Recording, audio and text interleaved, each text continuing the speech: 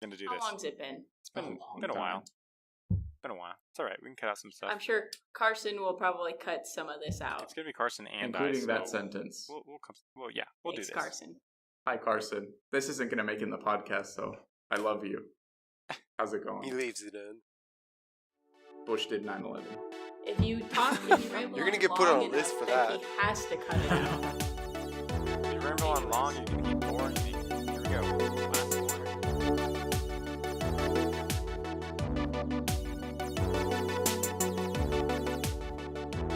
Welcome back to What's on the Fourth Floor. I'm your host, Ethan Goobles, together with my co-host, Jesse Osborne.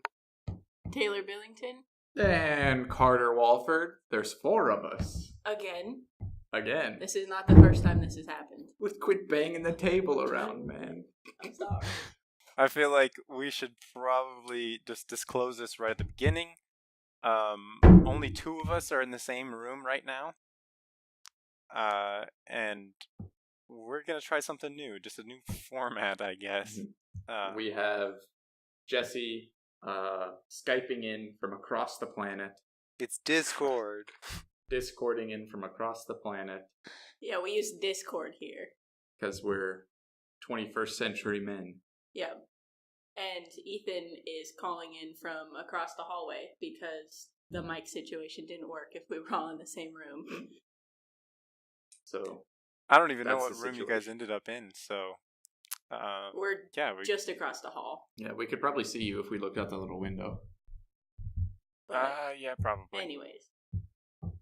Anyway, yeah, we're gonna try a new format. We're just gonna roll with it. See what conversations we can come up Stir with. up. Yeah, stir up. Why don't you start us then, Carter? So Since you're such a good stirrer. I do love to stir the pot, as they say. I have for several months now dreamed, oh what a wonderful dream, of owning a turtle, a tortoise more specifically. I feel like this came up on a very recent podcast, I believe. Yeah. But we're gonna talk more about this. Okay. I have spent many an hour watching turtles eat things on internet videos because they're adorable. But I've also wanted other animals. You know, I've got a real hypothetical menagerie going on. There's a bearded dragon and other animals. All I'm of lost. these, Blank.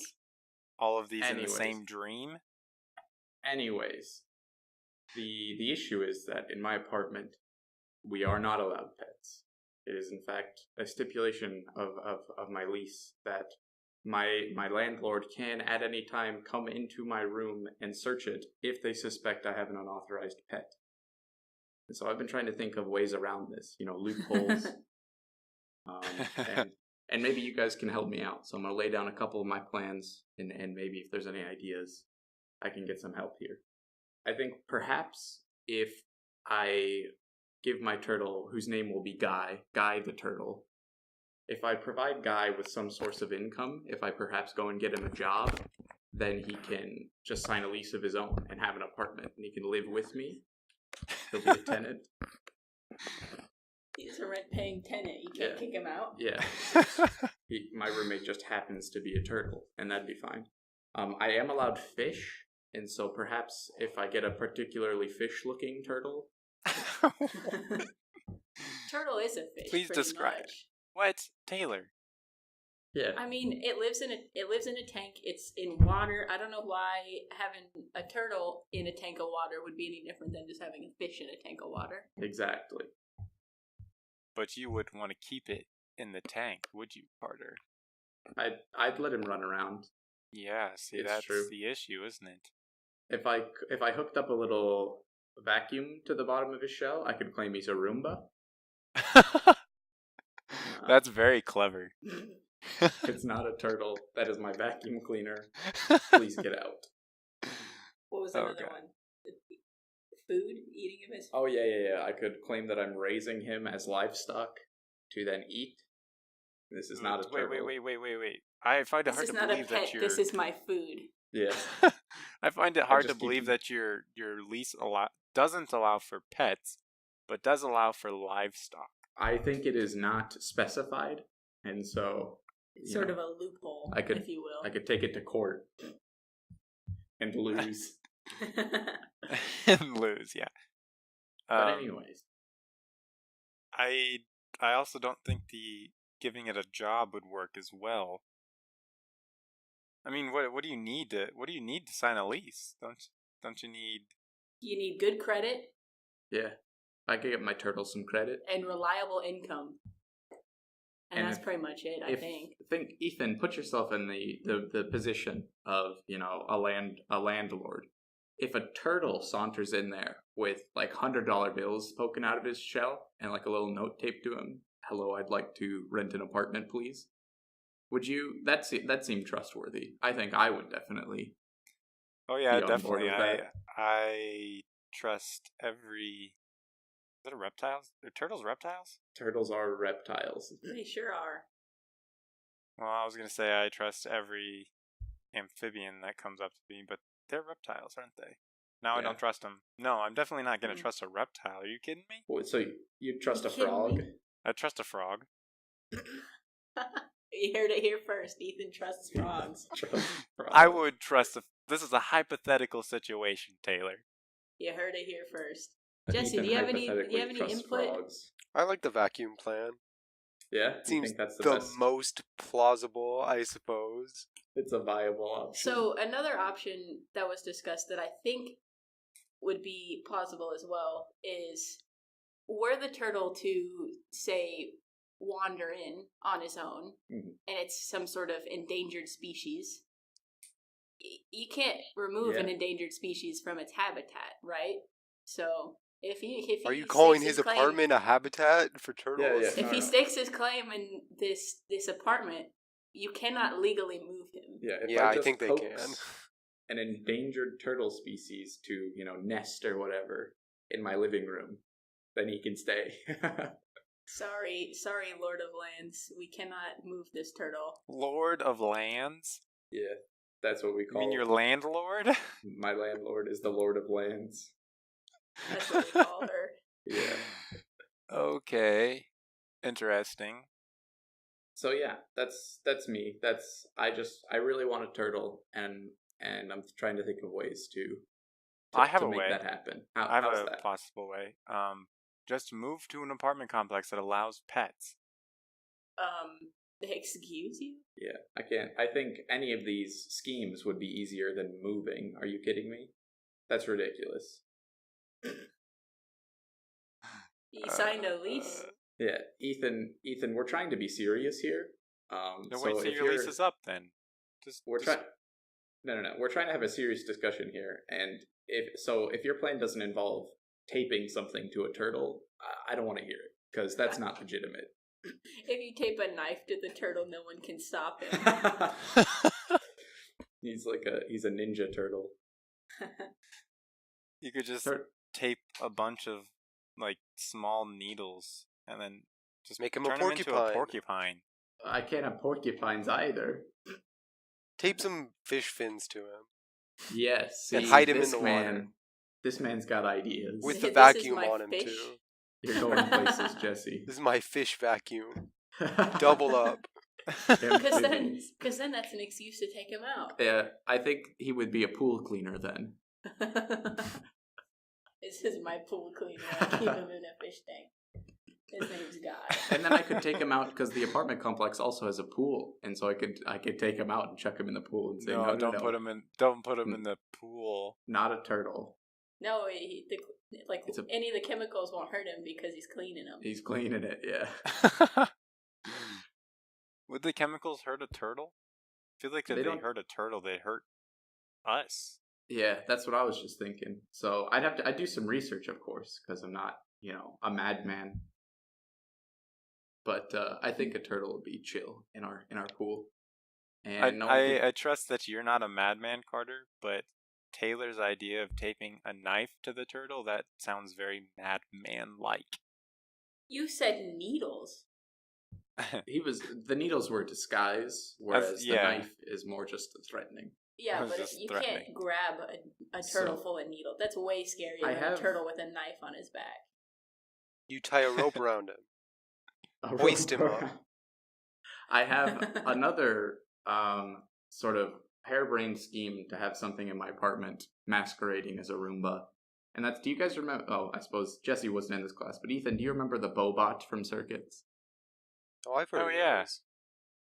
So, for the listeners, Bobots are these little sort of programmable robot Robots. dudes.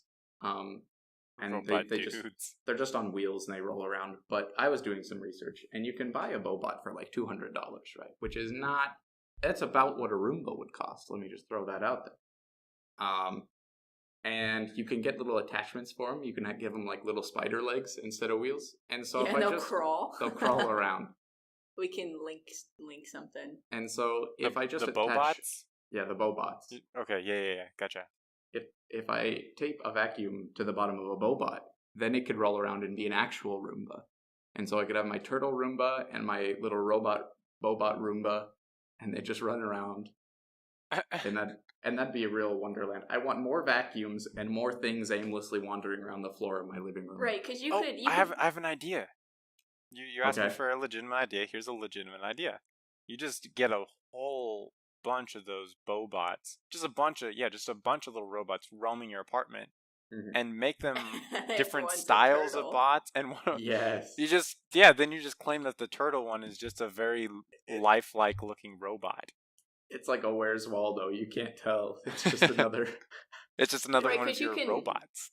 You can program the Bobots to just because the project that we did was they would hit a wall and then they'd turn and move and then hit another wall and turn and move. So you could have like 50 in one room just aimlessly wandering around. Yes.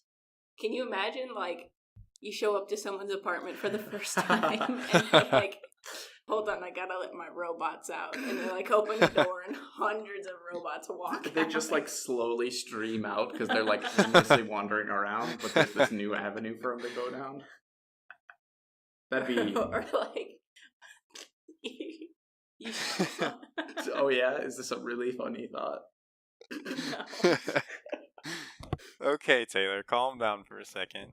You imagine if you're like you show up to someone's house, you've never been to their house before, and you're like sitting on the couch with them, like chatting it up, whatever, and then one just walks out, just like walking along the ground, and you're like, "What is that?" But Jeez. what if you were sitting on someone's couch the first time in their apartment and a turtle with a knife strapped to it wandered into the room? That would be more easily explained than just a Bobot. Okay. Or like 100 Bobots. Yeah, because they are weird. Everyone's seen a What? turtle. Oh, right? 100 Bobots, sure, but I don't think you could explain a turtle with a knife strapped to it better than you can just explain a random robot roaming around your house. I mean, that's exactly what a Roomba is. So right. If I have a bunch of vacuums, take two things wandering around, are they all butlers? Is the real question. Do I have a robot butler and a turtle butler? They have to have the ability to open the door, answer the door. Okay, I'm sure we can make that happen. How are you gonna get a turtle to open a door? A little turtle open door button. I'll just make a little button. So you have to Yeah, he walks up and mechanize your door. Yeah, he walks up and boops it, and then the door opens. He There's a boops it. turtle. And then he boops it again and closes it on their face. And then he boops it Yes. again and opens it again. And he does this Yeah, for 'cause hours like- on end because he's a turtle. Because like food comes out when he boops it or something, and he just stands there booping it all He's day. conditioned. Slamming my door. Well, anyways. So these are my plans. I've got big plans, machinations, for this summer, and I'll let you guys know if any of those succeed. So you're actually gonna try this? We'll Probably see. not. We'll see. I was gonna say, what's your backup plan just in case it doesn't work? Give up. You get kicked out. Yeah, I just pay a fee, the pet fee, and then I have to eat the turtle. It's like, what am I gonna do with it? What would you do with it? Eat I it. just told Sell you. him. Yeah. Eat it. Get Eat 2 turtles and then start hosting turtle fights. Underground turtle fights. Turtle races. Oh God, Make Jesse, some money when's on the side. Jesse, you're always a businessman. Of Now, course. when's the last time you've eaten a turtle? I've never eaten turtle. That's just What's wrong. What's the weirdest thing you have eaten? I was just about to ask that question. We're on the same page. All right, we're there. If this is what we're We're talking not even about in the now. same room, but we're on the same page. Way to go, Taylor. It's a big Ooh. page. All It's right, a Jesse, you big first. page. Jesse, what's the weirdest thing you've ever eaten? I've had calamari before, I think, which is fried not had- squid. That is squid. Oh, I have had calamari as well. And I've had Okay. liver. Ew, liver's not. It's not like super weird, but I know. I have heard that it's just disgusting. I've never had a liver. I have along those lines, though. Wait, Taylor. How have you been alive I this don't entire have time? a liver. I don't. I have don't a need. liver. I don't need this from you right now. I've never eaten a liver. I have, however, eaten a chicken gizzard, a fried chicken gizzard, and it was absolutely disgusting. Yeah, gizzards are like. They're like rubbery. They are, yeah. The gizzard. That's like the stomach, right? It's like It's akin shit. to a stomach. It's things in the chicken stomach. So like, I don't know if I'm correct on this, but my understanding is that birds will just eat like pebbles and stuff, and then The gizzard filters that out. yeah.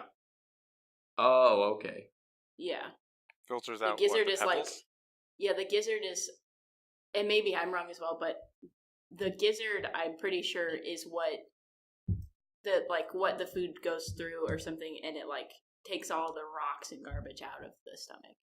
What is a So gizzard? the gizzard Look it up. has a thick muscular wall and may contain small stones that function in the mechanical breakdown. So yeah, birds will just eat rocks Eat and rocks, stuff, and yeah. then that helps them digest food because the rocks like grind up the grains. So God, it birds looks are disgusting. yeah. What Birds do you are mean, you don't eat disgusting. rocks? No, I don't eat rocks. And if I did eat a rock, I'd just be eating it. I wouldn't be like using it in my digestive process. Oh, okay. Right. Do you eat rocks? Yeah, I was gonna say, Jesse. Because if you do, that would be a candidate for the weirdest thing you've ever eaten. No comment. Nah. Rocks are normal. No comment. Anyways, we've only gotten one weird food. What's the weirdest thing you've ever eaten, Taylor? The weirdest thing I I've thought ever you ate eaten. a gizzard. No, that was Human just brain. Oh, just one of the things. Excuse me, Jesse. What? Human Human brain. brain. Forgot would be about that. weird if you'd eaten it. Forgot about that. Well, yeah, Taylor, when you, did you you eat it so human often. Brain. Oh God. So Excuse me. how much of someone do you have to eat for it to be cannibalism? How much? What do you? I think A any mouthful. amount, A mouthful. any amount of someone that you eat is cannibalism. But you can eat like hair. Any human accidentally? flesh. Human flesh. Yeah, it's like any meat. Okay, but like dried skin, right? What do you- Yeah. Like dead skin that flakes off people. Yeah, we definitely You can breathe eat those that. in all the time. That's fine. You can eat that. So there is some level. How deep into the skin do you have to be? I don't Before know it's if that's how you would cannibalism. define. Like, right? So if you eat like a little piece of skin, why are we talking about this? If it's a little tiny piece, then no. What you're saying, like it wouldn't be cannibalism. But I don't think it's the depth, because if you ate a whole If you arm's worth of skin, that's cannibalism. So is it by like weight, by volume, amount? What kind of amount? Just What? amount. Yeah, you.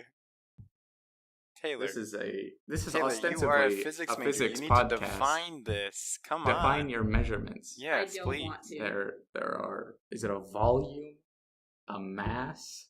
So the weirdest thing I've ever eaten. I was just about to ask if that's what I wanted this transition to be. The weirdest thing I've ever eaten was, I think it's called carpaccio. And I might be butchering this pronunciation, but it's like thinly sliced raw beef with capers on it, and it was disgusting.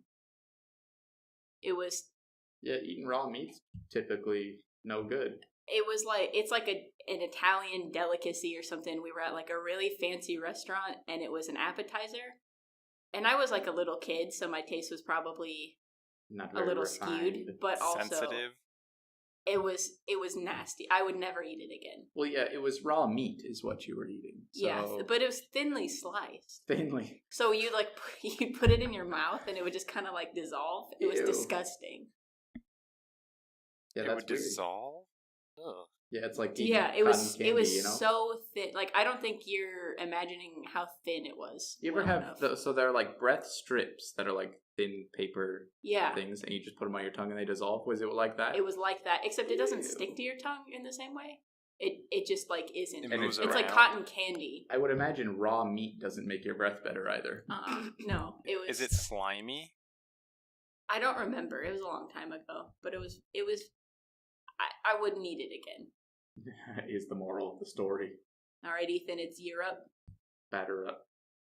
It's Europe. Yeah, I was gonna say it is Europe. It's It your was- turn. Carpaccio Europe. was made in Europe. I know that. European. I've been searching it, but no, I don't. figure. I don't have anything. I didn't eat weird stuff. I haven't eaten weird stuff. Okay, So there well- is an item that you've eaten that could be classified as the weirdest. I was It might gonna not say, be yeah. very weird, but it is certainly the weirdest. The weirdest. Do you need a minute to think? I guess so. Yeah. Okay, so I'll go. Hello, I'm Carter. I have. This is Hi, like Carter. kind of one of the low hanging fruits of weird foods, but that was a weird sentence. But I've eaten escargot, which I think is pretty weird. I've eaten some snail. Some snail. Some snail. Yeah, So because you went to Europe. I was in Europe for a spell, Where in Europe? all over. Several Fake. You Europes. visited every square meter of Europe. Every single I would one. doubt that. I only visited the square meters that were named, right? If it had a name, I was there. Oh, now I believe you. Mhm. This is different. But anyways, it was like pesto-y. It was delicious. I just like pesto, but Pesto wasn't- snail. The snail was a catalyst for putting pesto in your mouth. honestly, and those exist. There's a lot of foods that are like that. You know, you ever eaten chips with cheese or nachos? That's just a catalyst for shoveling cheese into your mouth. And Oh, I know what you mean. Yeah. I've like loaded baked potatoes. That's just a way Yeah. for you to eat bacon and sour cream and cheese. yeah, it's like the potato, it needs to be here to be like socially acceptable, but really I just want to eat all this garbage. Yeah, exactly. Yeah. I follow you. I know what you mean. And if you sometimes you go to a frozen yogurt place and you got the little cups and you put in a little bit of frozen yogurt at the bottom of the cup, but that's not what you're there for. You are there to get 500 gummy frogs in your cup. Did you count out every single one? No, it was more like 30, but there were like 30 gummy frogs in this cup. This cup of frozen yogurt, I just pile it high with the little bobas that Those pop are in your pretty mouth. They're delicious. I just eat them, but it's okay because I'm getting frozen yogurt, so you can just shovel them in. Right. I mean, I guess the weirdest thing, and I would have to call it weird because I've only had it once. I went to a sushi restaurant once, so that's probably about it. Some sushi. That's raw fish, you know. You know, not a lot of people, not everyone eats sushi. Yeah, I a think- lot of people are like, I would never eat sushi. Yeah, in the right circle, I think that would definitely be like oh, you ate sushi? Mhm. So Sure, I think that counts. I guess. Yeah. We're For really someone- patronizing Ethan right now, but Yeah, thank you. I guess, but like, you know, I've grown up in the Midwest and haven't really traveled outside of it, so the Midwestern diet, I haven't really strayed from that ever. it's not very exotic. I haven't had as very well. many opportunities to stray from that. I should put it that way. You know what I mean? Mhm. Like, I don't just go to weird restaurants. Don't really go to restaurants at all. So you're not helping yourself out on the weird food intake. It was never a goal of mine. Now Well, it is. is it for anyone? Yeah, Jesse, you we're gonna- dictating my goals now? Yes. But we're gonna go to some fancy restaurant where they sell moss and twigs Just as their food. eat it. and we're gonna get you some moss and twigs. Yes, and That's it'll what be you eat, right? delicious. Oh, It's Can confirm moss and twig diet. No, because there's a restaurant in Denmark called Noma. I don't know if you guys have heard of it. This is what I'm referencing. Yeah, I'm There's- actually really up to date on all the restaurants in Denmark. It's think like it's one of been the here for highest us. class restaurants in the world. There's month-long waiting lists. And the whole catch of the restaurant is that it's just some random guy, and all of the food that he makes there is like local ingredients. So like anything that he can find within like a 5-mile radius of his restaurant, pretty much. And so they eat like sticks and moss he and stuff. forages for food that Yeah. he then sells in the restaurant. And people claim it to be some of the best food they've ever eaten. And No, they're just there for the aesthetics and for No. the just prestige. So we had heard about the this prestige, restaurant right? from a guy who has Okay. a show. do you guys know Anthony Bourdain? Yeah, Who killed parts himself? unknown, Okay. right? Yeah, parts unknown. Yeah, You watched that? that did just you watched happen. that? Yes. We've watched this. The restaurant we're talking about was on an episode of Parts Unknown. Yeah, and so he's like was, I guess, a world-renowned food eater, food critic, chef. Ethan might not know. that Anthony he Bourdain. is now was. So Ethan, was it a couple days ago? Yesterday. It was yesterday. Yesterday. So Ethan, as of yesterday, Anthony Bourdain is deceased, as it were. So that was sort of big news. Okay, In the gotcha. people who I did care not about know Anthony that, no. Bourdain. Yeah, really topical. Yeah. So I actually have not looked at any news since a yeah, couple days because ago. So Jesse, I heard you mention it in the background there. Yeah, I saw it on Reddit. Yeah. So, that's a real loss. He was a really cool guy. Yeah. yeah, So he had the sort of food shows, but they weren't just about food. It was like the culture, and he was really big about like bridging gaps between cultures through food. That was like his big thing. He's like, mm-hmm. We all eat food, and this food isn't that weird if you just eat it. Mm-hmm. That kind of stuff. So he was like, I So don't if know. you just He eat traveled. it, yeah, then it's food. Sure, Yeah. makes sense. And you eat it and it tastes good, and you're like, oh, maybe your culture isn't weird Yeah, because you eat tasty because food. we're all people. We're all people. We all like shoveling cheese in our mouth. Anyways, so this guy has a very respectable Refined opinion. palate. And it's not like fruity. It's not hoity-toity food critic. Yeah, no, he's like He likes good food. Yeah, he's like he gets to the point, and he was like, so we were watching this show about this restaurant to bring it back, and he while he was eating like a ball of moss, and Reindeer moss. and he's like, so I know how this looks on the camera, like I know how this will seem to the viewer. There is no way I can describe to you how good this food And is. he's like, no one is going to believe me. I No. recognize that right now. But this is delicious. He was like, it's probably some of the best food I've ever eaten. So, I trust him. I trust him. I don't. He's a real... Jesse. I Yeah, think I it's don't- a no fooling situation. It was actually delicious. And then he ate a stick. He ate a stick. And then he ate... He ate like rotting grain inside of a fish. stomach. Fermented. It was like fermented grain inside of a 5-year-old fish corpse or something. Yeah.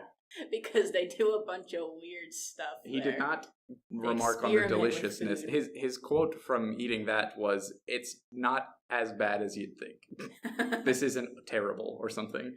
Yeah. Yeah, but that's the other thing they do at this I restaurant don't is know. I don't know. That just doesn't seem believable. they've got a mean- little food lab and they tinker for years trying to create flavors. Like fermenting strawberries and stuff.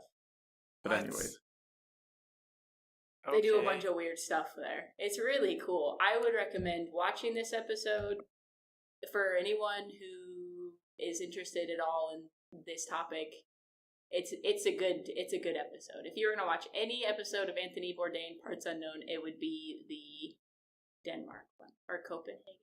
I don't know. We can link it in the show notes. He can. died in he died in France. I wonder what he was doing there. He was shooting an episode of his show. Yeah. Well, but I meant like exactly where was he? What was he doing? He was in his hotel room. We probably don't need to go into all of the details. I meant like for his show. Like what? Like was there like what restaurant was he visiting? You know, it doesn't matter. It's typically so his restaurant is not. So this episode in particular was sort of unique in itself in that it was not about, because it's Parts Unknown. It's usually about like a whole area or a whole culture. And at the beginning of the episode, he was like, so this one will be a little bit different. This is not about Denmark. This is about this guy who started this restaurant. Yeah, because typically he goes to like 5 or 6 different little hole-in-the-wall places and gets the local food. And the guy who started Noma is kind of ostracized in Denmark as well, because the Danish culture is sort of, don't be showy, don't make a big deal out of yourself. Be like really humble and just live your life. And so he started this massive, globally successful restaurant. And people are like, there was some phrase they kept saying in the show. I forget. There's like a word or a phrase that when the Danes describes this. I don't think it is appropriate to say on the podcast anyways, but it was some sort of like, everyone called him this thing. Yeah. Everyone. So yeah, the Danish people were very. They didn't really for a long time. They're like, you're a sham. I just enjoy the ride. You're in it for the money. Yeah, they didn't like him. You know, at least someone does. He did it anyways. He made the restaurant. I've got a very this episode was about. Let's call it intense. It was sort of against Danish culture. So the episode was about him. Yeah, I feel like it could get into some heated debate. Hit me with it. But good. You guys have probably heard of the term before, just because. I don't know. You guys hear more terms, more things than I do. Let's just put it that way. We hear about stuff. You hear about stuff, yeah. Recently, only a couple of months ago, I had a friend who told me that there's a thing called physics envy. You guys know what that is? I have not heard of physics envy. I also have not. I'm racing to the Google Mobile right now, but I'm sure you'll just explain it to me. Yeah. What about you, Jesse? Nothing? I have not heard of it. Okay. Virgin ears. Ooh. So physics envy. I'm gonna read the definition to you guys because I don't think I could put it quite right. So this is straight from Wikipedia, citing my sources. Of course. The term physics envy is a phrase used to criticize modern writing and research of academics working in areas such as softer sciences, quote unquote, liberal arts, business studies, and humanities. The term argues that writing and working practices in these disciplines have overused confusing jargon and complicated mathematics in order to seem more rigorous and like mathematics-based subjects like physics. So basically, it's a criticism of like the social sciences such as psychology, sociology, economics, pick your poison, etc. That they basically make their subject more confusing than it has to be and try to apply like mathematical principles to it. They even use words and terms such as like hypothesis, laws, and experiments. They just try to make it sound very sciencey, and they try to make it really sciencey without really having the necessary, how should we call it? Like, because physics, you can do that in physics because we've discovered that the universe is pretty straightforward and mathematical and follows defined rules. And all physics is just discovering those rules. Mm-hmm. And so some social sciences have that mentality that even when it comes to like human behavior, there are defined rules, and somehow we can, figure them out and use them to describe exactly how humans behave. So real quick, I think that I see what you're saying. I think that hypothesis is probably a word that anyone can use. It's not like Well, those were just it a needs to couple. be- Yeah, maybe they don't all use hypothesis. I get what he's saying, though. So I think part of it is due to physics is an extremely old science. It's been around for thousands of years. Sure. And yeah, so yeah. newer sciences, when they come around, are trying to emulate the way of talk, because physics, you talk about it in terms of mathematics. And so if you're trying to be a science, maybe the way you talk about physics has been misconstrued as the way you talk about science in general. And so you need to talk about it in this mathematical way. And I also have heard the idea that maybe simpler economics. The idea is, or something I've heard, is that it's actually really simple, but it sounds super complicated because of the immense amount of jargon. But all of the sort of concepts are very easy. And if you just called these concepts more intuitive words, more people would get economics.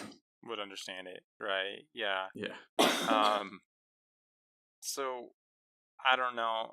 I think I'm picturing this idea of physics envy as like an attitude that some science, or I don't know, disciplines take, that kind of like a high in the sky, like, oh, look at me, I'm just as complicated as the next guy kind of thing. Yeah. And I've done some preliminary research on the internet, the interweb, and of course, have discovered that, I don't know, it's pretty split between pure criticism of those areas that have very obvious physics envy, and maybe not so much criticism, but like support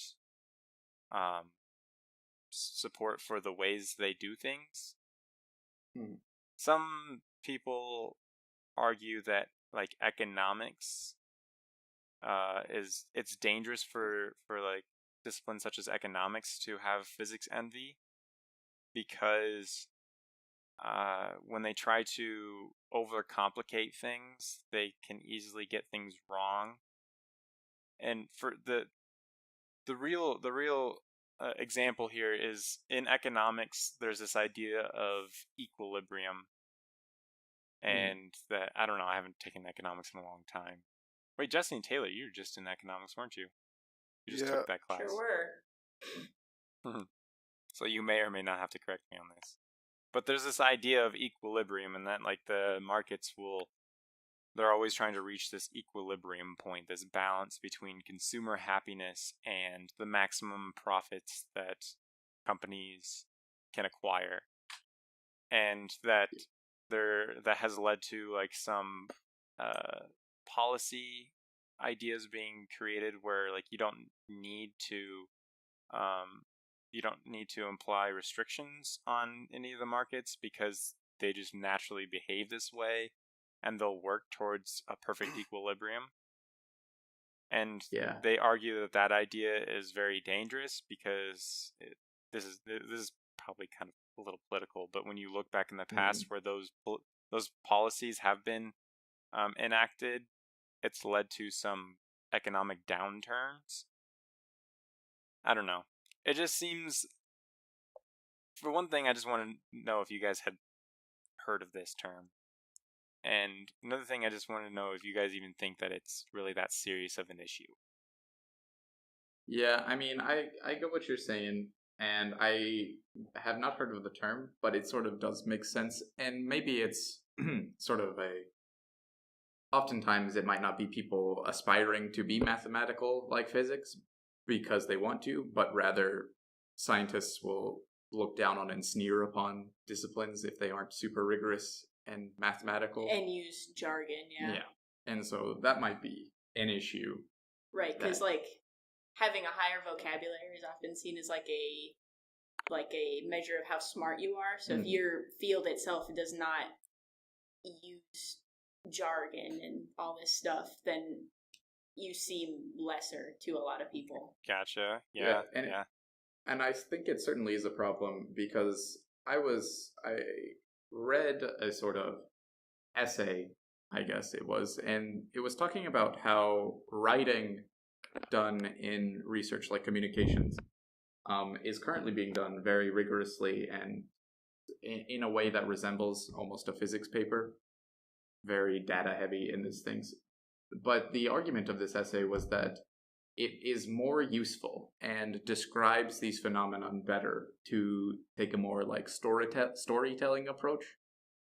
And so if this sort of assertion is true, it might be dangerous to have other disciplines have physics envy because it just slows down their progress. They're using a sort of a method of talking about their discipline that is not tailored for it, and so it is dangerous in that it is slowing down progress in those fields. Yeah, I've read some similar comments in some articles written about physics envy. Very similar ideas, and yeah, that it makes sense because basically not every not every field of research is cut from the same cloth. Mm-hmm. Yeah, you can't talk about them all in the same way. Right, you can't attempt to talk about them all in the same way.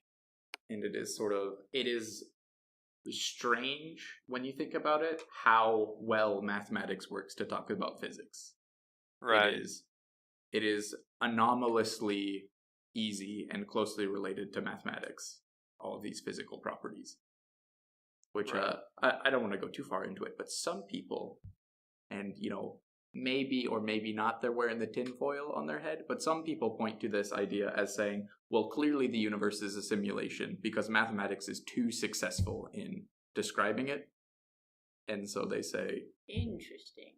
It must be that this was programmed in, that the mathematics is ruling the simulation that we're in. But anyways, that was a short aside, something to ponder, perhaps. Yeah, now I'm thinking about that. I think though, to get back to it, I think that physicists themselves could partly be to blame here, in that they didn't realize how they were. I'm gonna say we, as in I've never ever contributed to the field of physics in any meaningful way. Let me put that disclosure out there. Go, Ethan. But I'm going to say we when I mean physicists, because we are all physics majors here. Never gonna graduate. I will graduate before you, Jesse, actually. Ooh, is that a challenge I hear? I'm laying down the gauntlet. Are you going to pick it up? Wait until you fail mechanics. Yeah, I think Jesse is going to try to sabotage you in your classes going forward. Yep, there it is. So set you've done yourself that to up, yourself. Ethan. As the vice president of the Society of Physics students, Jesse has a lot of pull around here. So does he? I wouldn't be A lot of challenging him political like that. power in my hands. Yeah. Tanner sent in the balcony access request. For you? For me. Funny. Ooh, very The cool. 4th floor will be next. You better, Jesse, next time you step out on the balcony, you better be cautious about how close you get to better be cautious about how close you get to that railing. You never know who's going to jump up Ethan from behind doesn't you and have push you. balcony access. Yeah, I think he's safe because you, as a lowly... I have my ways. Oh, yeah. Can we just get back to this? Yes. Physics envy? No. It's physics envy. Because I was about to blame us as a whole, right? And then we started talking about that's some not garbage. allowed. And then you guys turned on Diverting me, the so... subject. Yeah. What's That's there to what blame, happens Ethan? What are you going to blame? When you point out a systematic flaw in thinking, you get your hand bit. That's just what happens in the world, and you need to be ready for that as a whistleblower. All right. I'll accept that. Nobody likes to hear that everything they've ever done is wrong. Yes. All right, Ethan. So lay it on us. Well, the only thing I wanted to say was that us physicists could partly be to blame here because we've we don't realize how much we've really shaped the ideology of all of academics, or just anything where it's a study, or you're trying to gain knowledge. We don't realize how much science itself has fundamentally changed how we look at the process of obtaining knowledge. And I wanted to point out there's 2 quotes here that I found in some of the articles I was reading about physics envy, and it really hits on this point. The first one is from Lord Kelvin. To the audience, if you don't know who that is, Lord Kelvin was the one who did a lot of experimentation in thermodynamics. We have the unit of temperature named after him, the Kelvin. As it goes. And he said this direct quote here says, "When you can measure what you are speaking about and express it in numbers, you know something about it. But when you cannot measure it, when you cannot express it in numbers, your knowledge is of a meager and unsatisfactory kind." Ooh, he was really throwing down the gauntlet there. Yes. And we can go even further back in history, because the second quote is straight from Galileo, the great experimenter himself. And he said, "The universe cannot be understood unless one first learns to comprehend the language and interpret the characters in which it is written. It is written in the language of mathematics." Totally gonna agree with him on that, because when we study physics, when we study the physical universe, it's very obvious. But the universe, the definition of universe means everything that we know. So you could technically include the capital U universe. Right. Yeah, you could technically include humanity as a part of that. And when you study humanity, I don't think you can always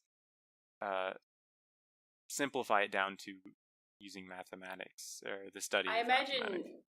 I imagine when Galileo was sort of saying this quote, he meant the universe not including humanity.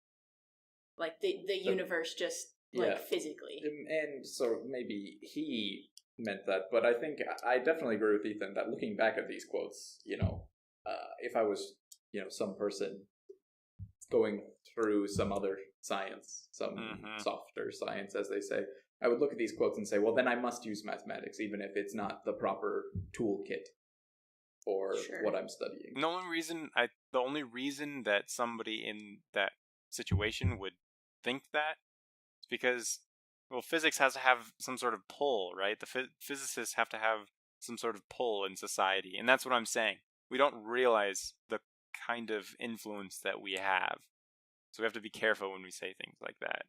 You know what I mean? Because physics is a big deal. Physics is a big deal, but not physics is a big deal. It's just that physics has been super successful.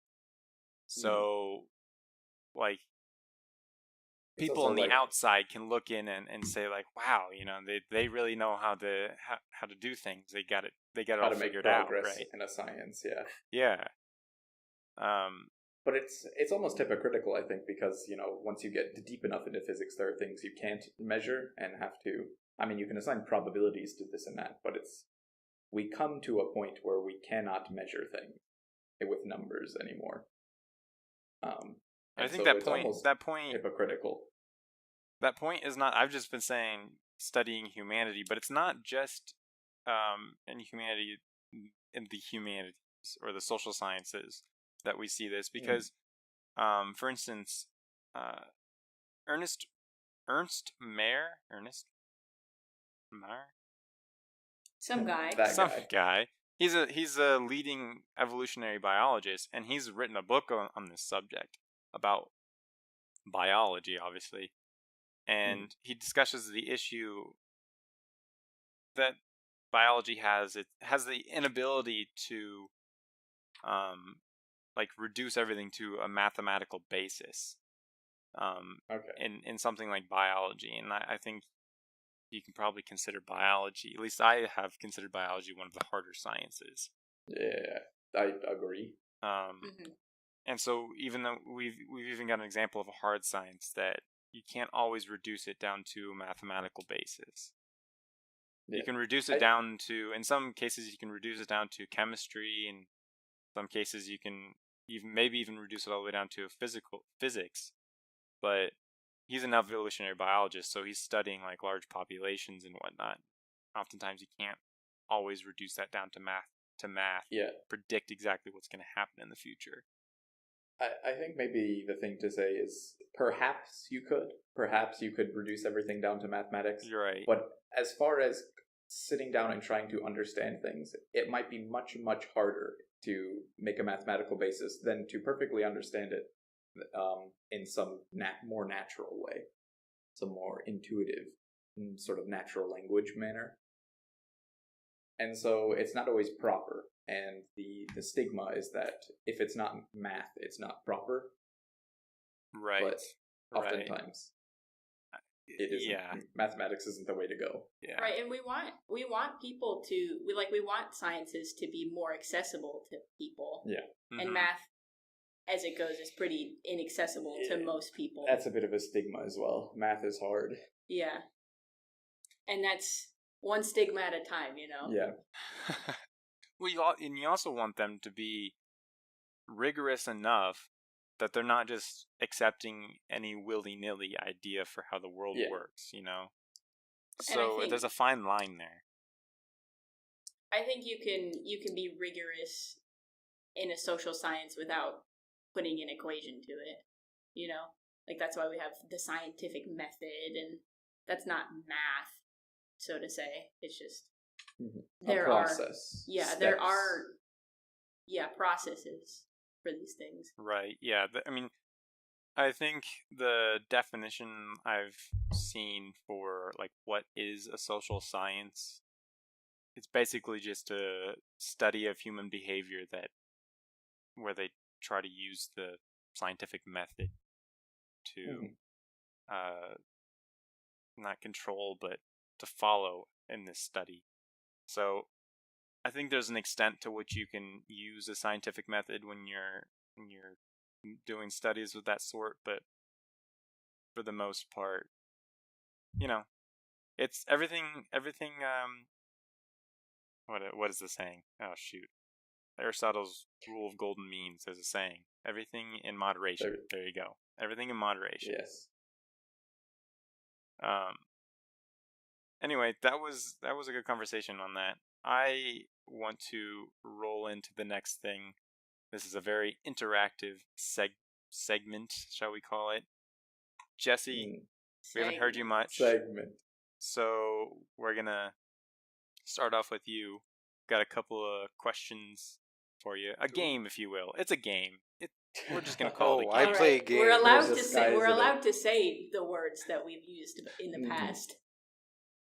It's a game. The word game is off limit. It's a game. It's what it is. It's a game. There's no hiding it. There's no putting quills on it. There's no taping a vacuum to the bottom. It's a game, is what it is, and we're gonna have to deal with that. You couldn't. Don't put it in a fish tank. Don't put it in a fish tank. Yeah. Don't make it nest in your house because it's an endangered species. Because it's a game. Because it's a game.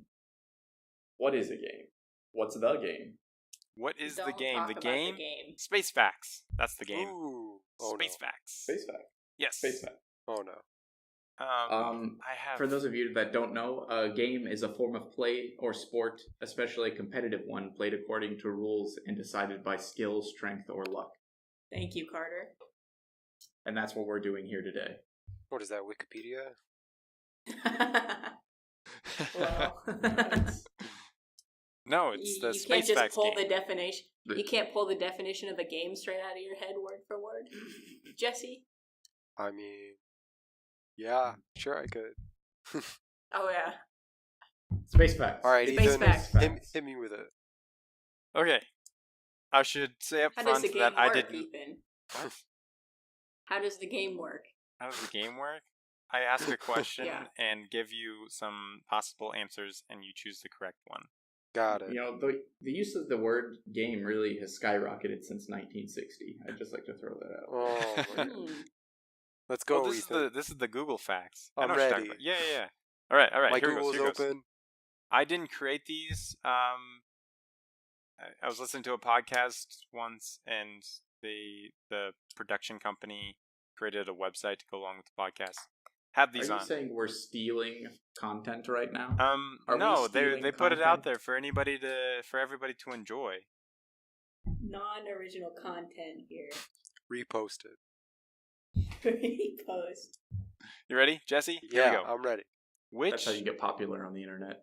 Which of these dishes has been cooked on the International Space Station? A. Beef enchilada casserole. Ew. I don't know. Did you, I don't know what makes it a you casserole. can't say that. Sorry about that, listeners. Chicken Did you cordon say bleu with enchilada? asparagus. Coconut carrot soup with toasted pumpkin seeds. Or mesquite Okay. grilled tuna and a lemon garlic ginger season. Will we all get a guess? Because I have a guess. C. I'm The going with coconut C. carrot soup with That's toasted right. pumpkin seeds. Bingo, right there. That's my guess as well. Too Taylor, bad I get because to guess first. It seems like the lightest. The lightest. What is it, Oh, Ethan? wait. Yeah, the lightest. They had to go to space, right? They had to carry it to space. Right, but they also had to cook it. It has to be be able to. How do they? They only have a I think microwave. it's the up there. cordon bleu. You think it's the I cordon think it's bleu? the cordon bleu. That was my guess as well. Unfortunately, we are all wrong. It is the mesquite grilled tuna and a lemon garlic ginger sauce. How you gonna grill tuna in a microwave, eh? I think it was a mesquite microwaved tuna. Maybe they don't. Maybe they have more. I don't know. It was cooked So in what you do, 2008, right? by the way. Is you put something out in space, right? That absorbs radiation from the sun, and then it gets hot, and then you put a tuna on it. And you could grill in space. You could probably just do a little spacewalk and put something on the right material, and it'd cook it real good. I don't know if that's safe. Oh, it's definitely not. Yeah, I mean they're in space. They eschewed safety a long time ago. Your tuna would like absorb a bunch of space garbage. A bunch of you think it space garbage. Now you can eat stuff that's been in space. Surely, I think that'd be fine. I have my doubts. Taylor, Yeah, I don't know. next I question. don't know about this. All right. Here we go. Space facts. Oh yeah, so 0 points, Jesse. Just in case I didn't make that clear. We're doing points? Which man-made structure can astronauts see with their naked eye from the International Space Station? Is it the Great Wall of China, the ancient pyramids of Egypt, the Eiffel Tower, or the Hoover Dam? Ooh. So, before you ask this question, the Great Wall was in my mind. My second guess would be the Hoover Dam, but I'm going with the Great Wall. Lock it in. Final answer. Final answer? That is a myth. The Great Wall of China cannot be Yes. seen from space. It is Boom. the ancient pyramids of Egypt. I'd just like to say I was given hints this whole time. I was doing a little head shake on that Great Wall of China because I knew that was a misconception. Yeah. But you didn't know what it was. It's like 5 meters across or some garbage. You can't see that from space. Right, It's exactly. It's long. It's just really long. It's like Yeah, actually, I've been listening to an audiobook. I've been listening to Cosmos, written by Carl Sagan. And he must have been the one who perpetuated this myth because he said in there that the Great Wall of China is one of the few human structures that can be seen from orbit. Come on, Carl Oh, Sagan. so He himself had he's not just been to spouting orbit, but out he just said that. lies. Yeah, I don't know. For some reason, he thought that was true. I don't Lies. think he was lying. What a guy. No, he's lying. He lied. What a So scumbag. I have seen Are we calling Carl picture Sagan a from- scumbag? That's right. Sure are. I have seen a picture taken from orbit of the area where the Great Wall of China is, and can't. first of all, the picture was taken with a telescopic lens. Right. But you can it is a line, like you could technically, I think in a very loose definition, see it, but you could not distinguish it from anything else. Like you couldn't pick it out, not a chance. And it was Right. taken Because with it's a in the middle telescopic of a lens. very forested and in a mountainous area. Yeah, it looks, you see rivers way easier Yeah. than the Great Wall of China. Gotta build a bigger And wall. And the picture I've seen was taken with like 10 times zoom, so I'm imagining placing that picture 10 times away from me, and there's no way. But maybe you could technically, through some very loose definition, see it. Well, if you look at the Earth, you could technically see most I mean, but you things. could like point to it. It would be pixels on your screen under the right resolution. 1 pixel. Yeah. You could point But anyway. point out the direction. So 0 points, It was Taylor. the Great Pyramid of Giza. That would have been my second guess, but it wasn't my go. So. What was your first guess? No, that would have been my second guess after the Great Wall of China, and then I knew in my head it was my first guess. Is what I'm trying to say. Just say that, That's man. what I would have. Just say that, man. Say what you mean. I did. Speak I did say it clearly. Just then. Didn't you hear me? It's your turn, Carter. Good. All right, ready? No. Okay, thank you. Okay, Sojourner was the first, that's bad grammar. Sojourner was the first rover on Mars. How did it receive its name? Was it the wrestler Sojourner Bolt? Okay. A Christian monthly magazine called Sojourners? Was it Probably not. Was it from an essay competition submitted by students worldwide? Or was it the name of a dog that belonged to one of NASA's engineers? Oh, Ooh, okay. some good options in there. Yeah, it's not. I'm counting out the monk or whatever. The Monk? The Christian monthly magazine? Yeah, There was a the wrestler Christian and a monk. magazine. So which one are you calling the Monk? I'm counting the magazine the monk because monthly magazine sounds like monk if you kind of mush them together in the right way. No, but go on. Just like if you mash together munching in the right way, you get moon hooch. Just move on, Carter. Yeah, you That's can't for even bring up Carson. that story because no one knows, man. Okay, My guess what's your guess? My guess is that what I learned in boating school is You went to boating the school? wrestler. The wrestler. It's named after a wrestler. Those are the facts. What? Wow. Okay. Carson hasn't watched enough SpongeBob. I mean, not Carson. Jesse. Okay. Was I right? Let me just ignore everything You were in just SpongeBob's said there, class? except for your I'm answer. sorry. I'm having a stroke. You'll have to Come on, excuse me. people. That disqualifies him from the game. He disqualified himself with that stupid comment. It was not the wrestler. Come on. Why would they ever name a rover? The first rover Is it on the essay Mars? contest? It was the essay contest. Yes. Ethan, you can't present an option and then ridicule someone for picking an option that you yourself have presented. I disagree. So- You can ridicule Carter over that. I'd just Thank like you, to Jesse. say Jesse's that the one who has power here, because remember, you just called him the vice president. Yeah, he is the vice president. But We're talking over each What other are you right trying now. to say, Ethan? Calm it down. we have I another wanted question say to go the to. essay contest. I'm going to keep talking right over Ethan. it. No. I wanted to say the SK contest, but I couldn't keep all 4 options in my head at the same time. And then I was like, oh, what was it again? And then I just answered the first one because that's the only one I remember. You could have asked for a But- repeat, but whatever. You guys are all tied at 0 now. 0 all. All right, Jesse, let's change it up. Pull ahead here. Ready? What phrase has never been used to describe the smell of space? Was it a seared steak, a distinct odor of ozone, comma, a faint acrid smell, or what are we at? C now. Okay, C. I lost track. Was it my mother's perfume with some texture, quote unquote? In addition to that, imagine mixing pears with a hint of mothball and burnt toast. What? Or I'm not following these options right now. yeah, I just start from the beginning. A. Seared steak. B. A distinct odor of ozone, a faint acrid smell. C. My mother's perfume with some texture. Imagine mixing pears with a hint of mothball and burnt toast. Or D.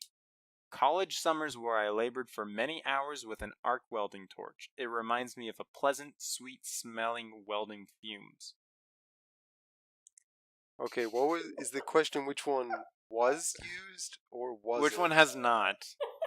has not been used? to describe the smell of space. First of all, I don't know how you smell space. You can smell the With your atmospheres that we nose. put up in space, but I don't see how you're smelling space. No. Things that you put in space come back with a scent, with an odor. Gotcha. And which leads me to believe that you could, in fact, grill a salmon in space, and it would not be dangerous, because if you can smell things, you can eat them. That's what I know. No, absolutely not. You know, I all of my cleaning materials, my soaps and whatnot, I'm like, those smell pretty good. Well, and you then, can't eat those. They're just extremely toxic. Down the hatch they go, That You explains a could eat something lot. from space. over the teeth, over the gums, look out the stomach. Here it comes. Okay. Anyways, it's Jesse's time. Read off the options Right again. now. It's hard to Oh, keep God. these in my mind. Oh, God. Which one has not been used to describe the smell of space? A. Seared steak. B. A distinct odor of ozone, a faint acrid smell. C. My mother's perfume with some texture. Imagine mixing pears with a hint of mothball and burnt toast. Or D. College summers where I labored for many hours with an arc welding torch. It reminds me of pleasant, sweet-smelling welding fumes. Man, this is B. I'm gonna say B. A distinct odor of ozone, a faint acrid smell. Yeah. We can go with that one? That is Yeah. wrong. It was It's my the grilled mother's steak. No, it was my mother's perfume. It's not. Oh, that one was so long. I figured it had to be real. So Ethan, is that how you would describe your own mother's perfume?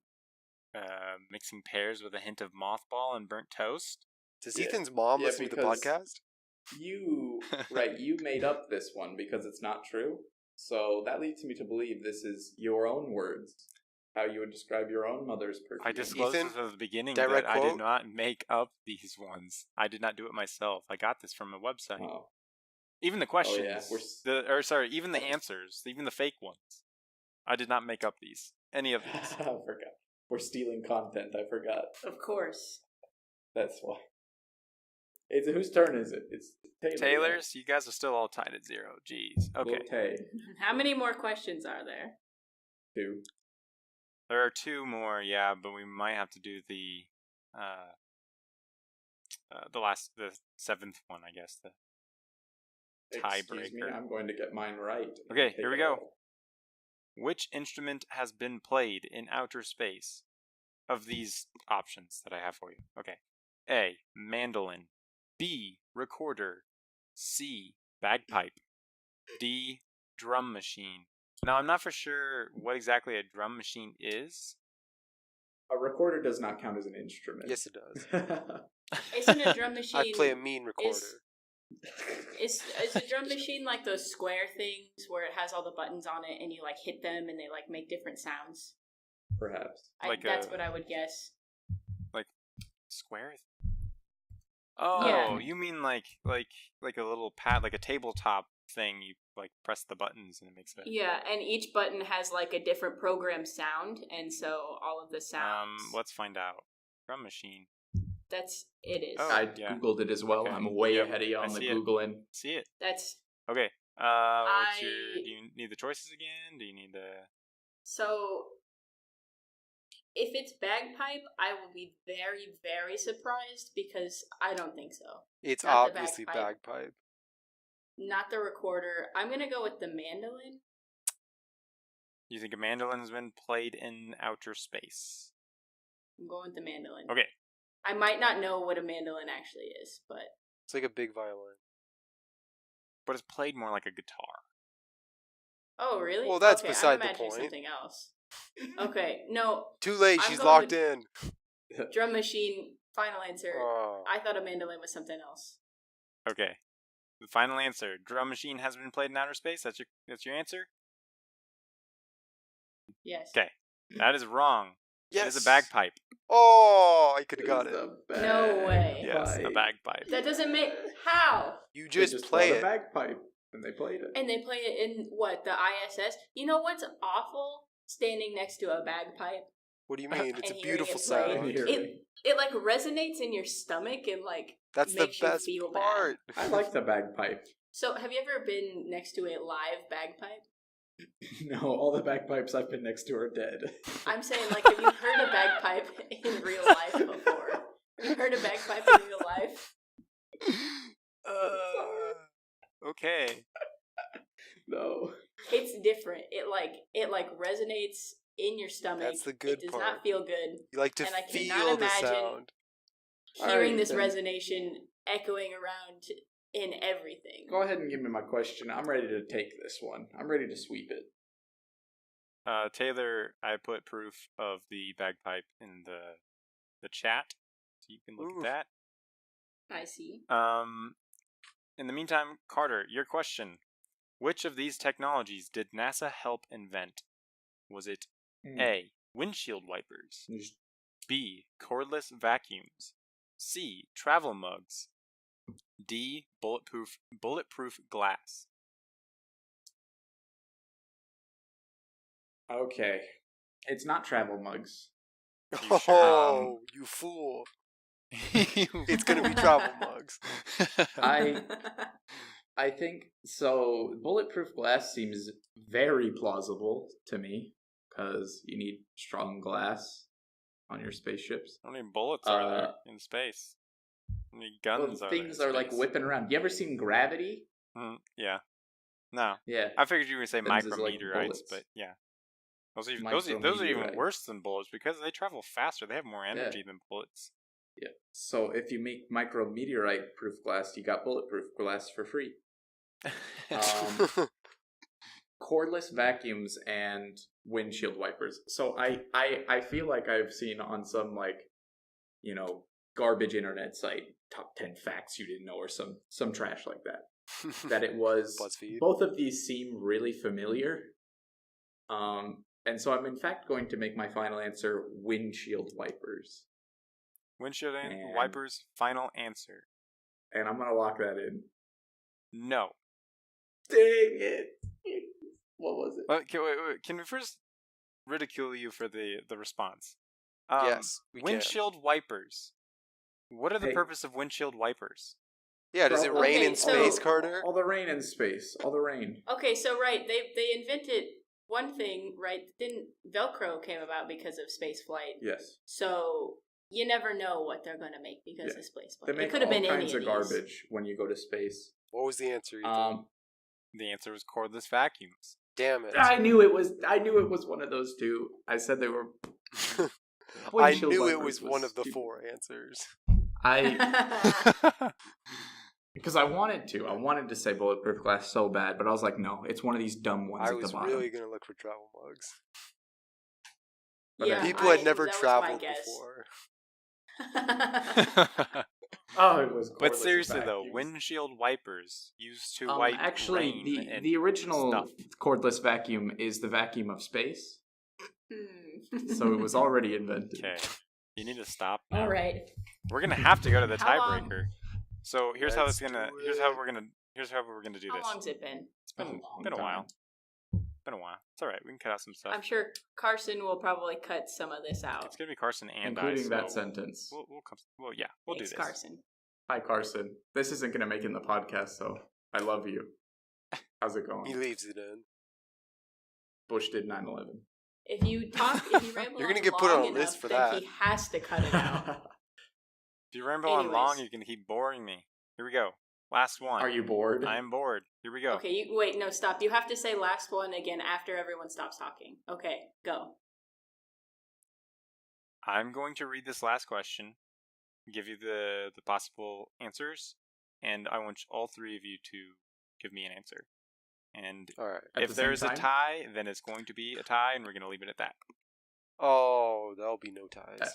Should we answer at the same time? No, Okay. I will ask you for your response individually. Ready? Which name is not Yes. the name of a monkey that has traveled to space? A. Gordo. B. Goliath. C. Cassandra. Or D. Scatback. Would you like me Who's to answering first? repeat the answer? I should just No, ask no, you. no, Yes. Okay. Who's answering? Please say them again. A. Gordo. B. Goliath. C. Cassandra. D. Scatback? I'm gonna go with Goliath. You're gonna go with Goliath? What say you, Yes. Carter? My answer is Scatback. Scatback. What about you, Taylor? I was gonna go with Cassandra, so I see we're all. It's gonna be Perfect. It's gonna All be right. Gordo. It's gonna be Gordo. Ready? If it's Gordo, Ethan wins. It is not Gordo. It is Cassandra. No. Yes. What a joke. Yes, there's no girl monkeys in space. Don't assume Cassandra's gender. Yeah, let's not. Excuse me. Let's Sorry. assume Cassandra's gender.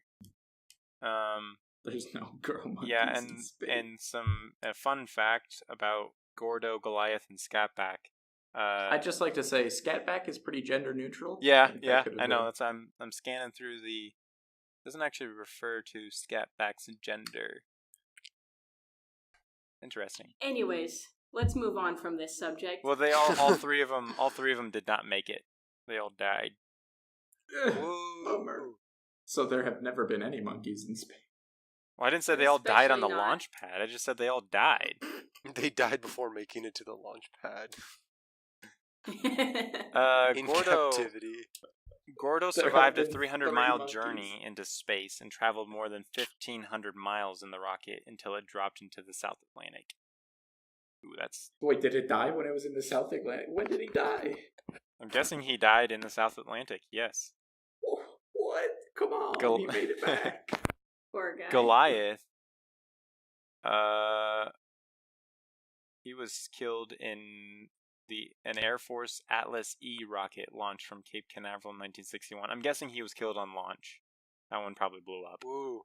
That's my monkey. All right, so this is slightly related to this. I'm looking at the Wikipedia page for monkeys and apes in space, and under Soviet Union and Russian monkeys, number 3 is Cassandra. Dryoma and Eurosha.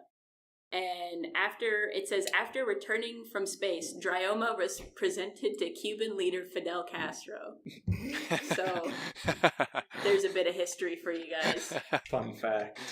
Fun facts. Fidel Castro got a space monkey. Castro had a space monkey. Well, with that surprising twist, Taylor won the game.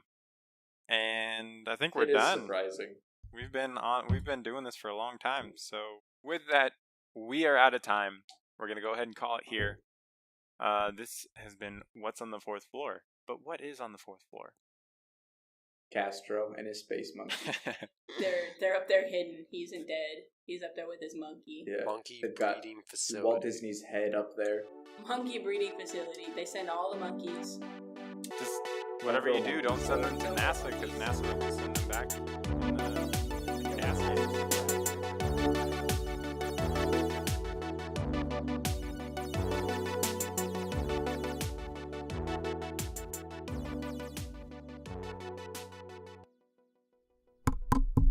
Hello?